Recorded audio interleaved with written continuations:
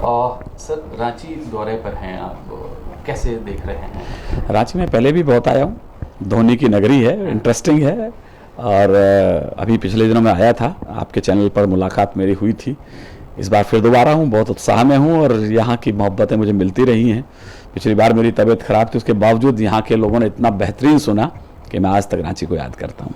रांची वासियों को कैसे गुदगुदाने जा रहे हैं? हो जाए थोड़ा सा। मैं एक्चुअली क्या है कि मैं गुदगुदाता नहीं हूँ, मैं तंज करता हूँ, राजनीति पर कठोर व्यंग्य करता हूँ। जैसे इस समय दिल्ली में जो कुछ हो रहा है, मैं करंट जो भी टॉपिक्स होते हैं उन पर बोलता हूँ। दिल्ली में जो भी जंतर मंतर पर मैं देख रहा हूँ, पहलवान, हमारे इंटरनेशनल पहलवान वहाँ बैठे हुए हैं और उनसे सरकारें मिलने नहीं जा रही। मुझे पहली बार लगा कि कुछ गलत हो रहा है, अन्याय हो रहा है। वसीम बरेलवी ने कभी लिखा था कि आंसू का एक कतरा भी हुकूमत के लिए खतरा है। और आज बेटियां रो रही हैं, उन पर लाठी चार्ज किए जा रहे हैं, खींचा जा रहा है उन्हें। तो आंसू नहीं छलकते देखे ऐसी कसम उठा रखी है, ओंठ नहीं भींचे हैं हमने चीख दबा रखी है। तो मैं तो ये कहता हूँ, यदि चाहे उस बच्ची को, एक साक्षी को चाकू से गोंदा गया हो या जंतर मंतर पर छुआ है, निर्भया के साथ, बेटियों के साथ यदि ये होता है तो मैं बहुत क्षमा के साथ कह रहा हूं कि वो दिन न आ जाए जो मैं अब बोलने जा रहा हूं। आज मैं बोलूंगा भी यहां पर कि न्याय ही गर तोड़ देगा न्याय के विश्वास को, कौन फिर रोके यहां इन भेड़ियों की प्यास को, एक ही चारा बचेगा बेटियों के पास तो गोलियों से भून दे में खुद यहां आई आश को। और जिस दिन ये दिन आएगा वो बहुत दुर्भाग्यपूर्ण दिन होगा हमारी न्याय व्यवस्थाओं को। संविधान तो ऐसा कहता नहीं। जब भी मैंने कहा यदि ऐसा कोई दिन आता है तो बहुत दुर्भाग्यपूर्ण दिन होगा। इसलिए न्यायिक प्रक्रियाओं को, हमारे पुलिस प्रशासन को, हमारी सरकारों को बहुत संवेदनशील होना चाहिए। इस मसलों पर कुछ ना कुछ उपाय खोजना चाहिए। अच्छा, ऐसा होता है क्या कि भाजपा में आ गए, केंद्र में आ गए, पार्टी में आ गए तो सब सारे पाप धुल गए, कोई देखने वाला नहीं? यही तो दुर्भाग्य है ना। जब आप बुलडोजर चलाते हैं या फलाना गोली से मर गया, फलाने की गाड़ी पलट गई, तो हम बड़े खुश होते हैं।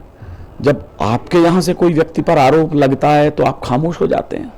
तो ऐसी कौन सी वॉशिंग मशीन तुम्हारे यहाँ लगी हुई है कि आपके यहाँ यदि कोई आएगा और वो बहुत जल्दी स्वच्छ होकर के निकल जाएगा? तो हमें थोड़ा सा पारदर्शी होना पड़ेगा, निष्पक्ष होना पड़ेगा। दोषी दोषी है, साधु साधु है, इन दोनों में हमें भेद करना पड़ेगा।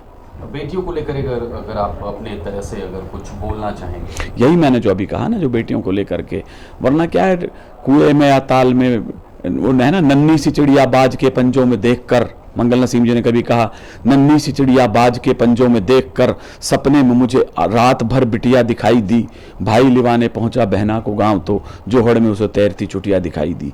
ये बेटियां क्यों विवश हैं आज भी इस पुरुषत्व समाज के अंदर? क्या इनकी कोई सुनने वाला नहीं है? इंटरनेशनल ओलंपिक विजेता हैं वो बच्चियां, वो कोई छोटी मोटी सामान्य बच्चियां नहीं है।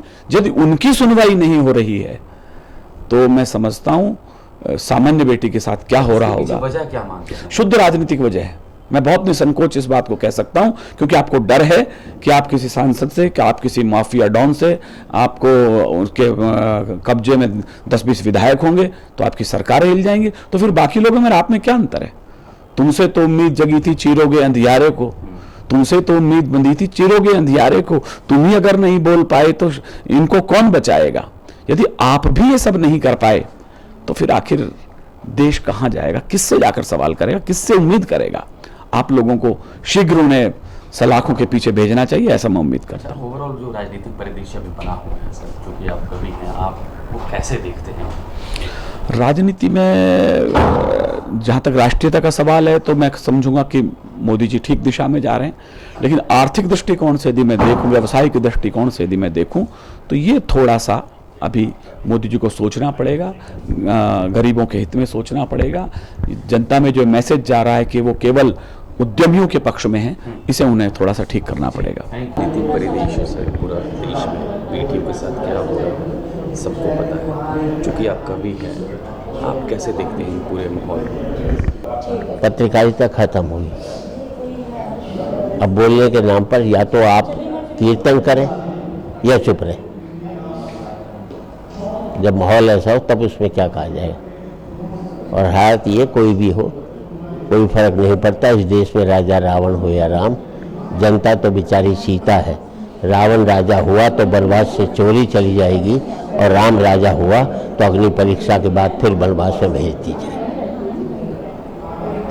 क्या आपको कैसे देखते हैं जो इस तरह से हालात बने, कौन जिम्मेदार है? आप बोल सकते हैं कि देख रहे हैं, आप नहीं दिखा सकते ना, आप हमसे क्यों कह रहे हो? नहीं, चूंकि आप क्योंकि मतलब आप अपने सर पर कोई तलवार नहीं लटकाना चाहते, दिखाने वाले दिखाते हैं, ऐसी बात नहीं है, दिखाने वाले दिखाते हैं। इसलिए कि आप आलोचना का मतलब आज की तारीख में विरोध है। सिर्फ आप चापलूसी करते रहे तो सही है। और आज यहाँ रंची हैं, बहुत वेलकम है। आज कैसे गुदगुदाएंगे यहाँ के लोग, थोड़ा सा वो तो आप देख लेंगे कैसे गुदगुदाएंगे। मैं जाने से पहले नहीं सोचता मैं क्या पढ़ूँ। जो मन में है। हाँ, जो पब्लिक का मूड देखूंगा, पब्लिक की रिस्पॉन्स देखूंगा, किस लेवल की उनका IQ है, उसके हिसाब से बोलूँ।